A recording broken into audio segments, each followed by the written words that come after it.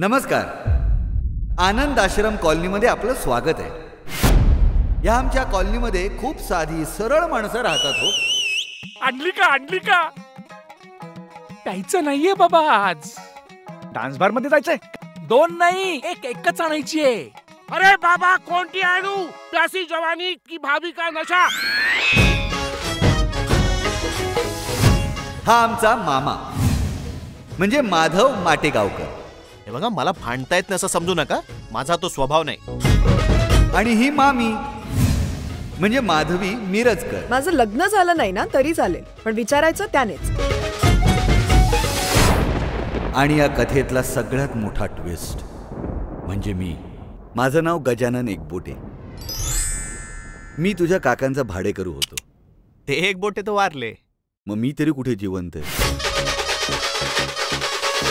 तुमचं माझ्याकडे काय काम आहे? मला या घरात राहायला मिळेल. आम्हा भूतांनाही जागेचा प्रश्न असतो. गोविंदा आला रे आला, जरा मटकी संभाल बिजवाला. गोविंदा आला रे आला, जरा मटकी संभाल बिजवाला. दाराच्या मागे एक खिळा आहे. त्या खिळ्याच्या मधल्या